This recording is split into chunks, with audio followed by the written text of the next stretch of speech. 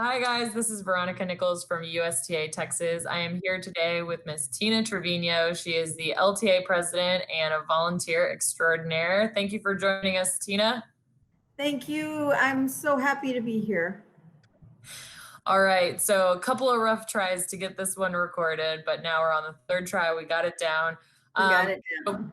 A couple of questions. We're just trying to get feedback from different providers about how they've been working through these different times. So what is one of the biggest challenges that you've made an adjustment with the quick closures and openings during this time?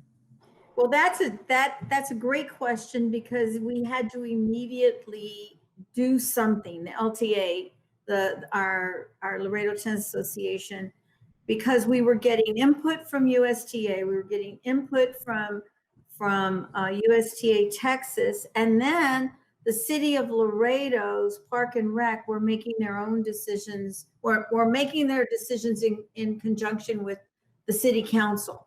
So we had tennis players who are ready to go play tennis and have summer camp, and we had no facilities. The city was one of the very first to just shut down the parks. We even shut down before Austin did. So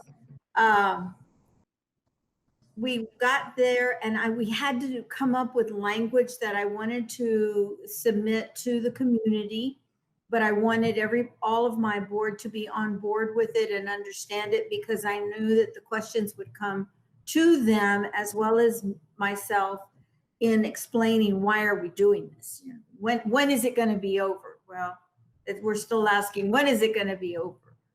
However, we do keep them updated with the decisions of the community and the decisions of the council. So first thing up, had a board meeting.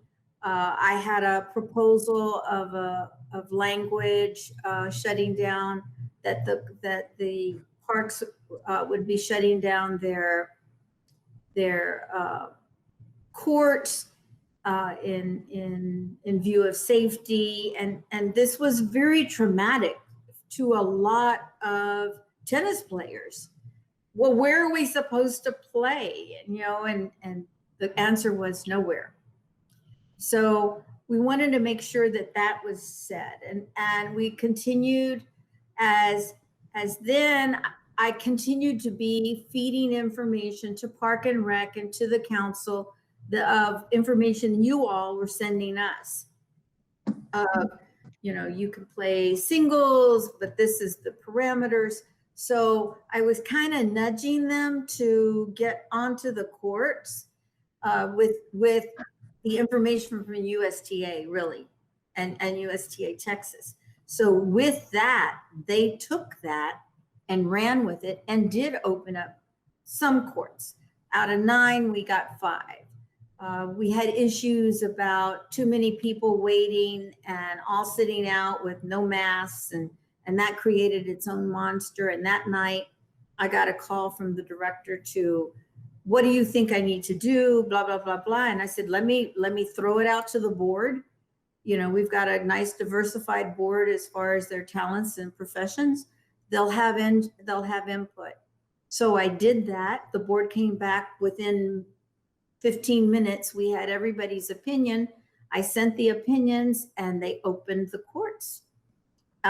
We then went into doubles, and we've been discussing, or they had discussed those as well. So we've kept a continuous dialogue and activity. The board, for the first time in many years, felt like they had true responsibility, not just for management of programs, but for the game of tennis in Laredo, Texas.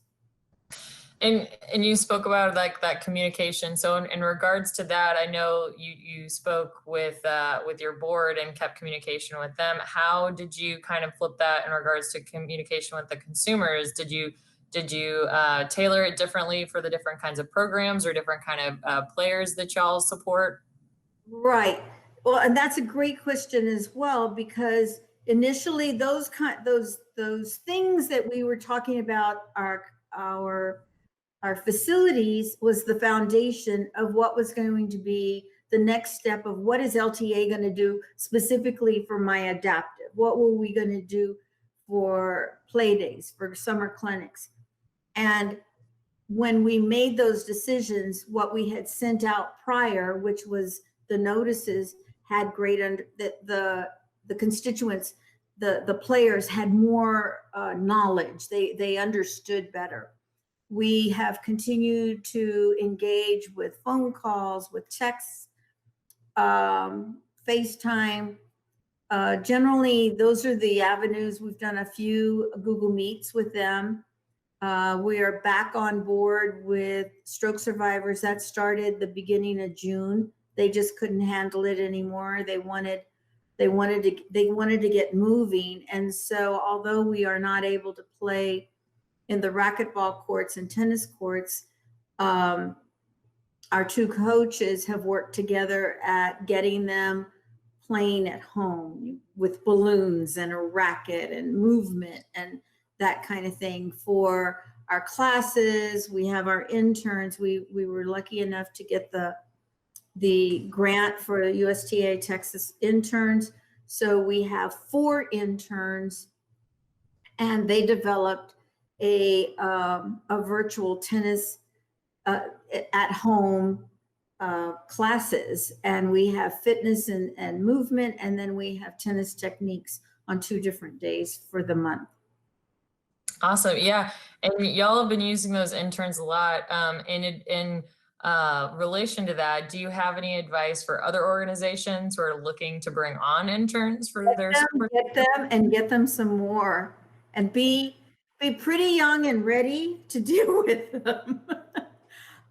We have the grant that we got was for 1, and we had such wonderful applicants that it became apparent that I wanted to give some of these really passionate, experienced young people an opportunity to get involved. They care about LTA, they care about USTA, and they've enjoyed being a part of it. And I wanted them to see there's a business more than just coaching on a court. So we opened it up to 4 people. We used some of our scholarship monies to make up the difference, and that has worked out well. Their responsibility were 4 major projects. They've added a new one just this morning, but the projects were to we have an annual scholarship night that we've always had that has been just a wonderful festival, and we give them their scholarship funds, and that's a great thing for the seniors that apply and who have volunteered during the years for LTA. So I said, okay, we've got to do it new and different. I have no idea how to do it. I am special needs technology. You guys figure it out. So they did. And they developed a concept, which was doing videos, having each of the recipients do videos to questions. And we had a welcome by myself, and then also an overview of what scholarship was, what the scholarship committee did, and why they did it from the chair. So it was wonderful. We had our invites. It was just fabulous. And we had about 50 to 60 people watching, parents, recipients, sisters, brothers, aunts, uncles, friends. It was good. That's so that awesome. was project 1. Project 2 was the camps, and project 3 was establishing a program for LTA COVID parameters, which I thought was wonderful. They each month they had a project. Well, today they decided they're going to do at-home tennis for August. So we'll see where that takes us. Yeah, that's awesome. I mean, you talked about all of the adaptation that you've done for different kinds of programming. Is there any specific new skill or takeaway from you or your staff during this time? Well, my staff has just grown as far as staff, which is including the interns, have grown in their need to use their skills. And if they weren't as competent in Excel or Canva or jot form, they are now. So they've learned new formats. Me, I learned how to work Google Meet.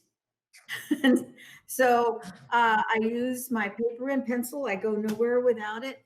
However, I do enjoy the Google Meet because that's really given me an opportunity to not get on the phone. I realize how much I don't like the phone and how much I do like seeing you. And Yes. and that makes so much, that really gives personally gives me the opportunity to integrate with the population because I'm stuck at home. But it also gives us the ability to use and present, which I never knew existed. So I would never have gone this way on purpose, but I'm glad we did. Yeah, a lot of takeaways that we might be coming out of this with these different changes in technology, things that we've been using. Right. So thank you so much for joining us today, Tina. We really appreciate all your time and everything that you do for Wonderful. tennis here in Texas and especially in Laredo. Thank you. Thank you and have a great day, everybody. Stay safe. Yeah.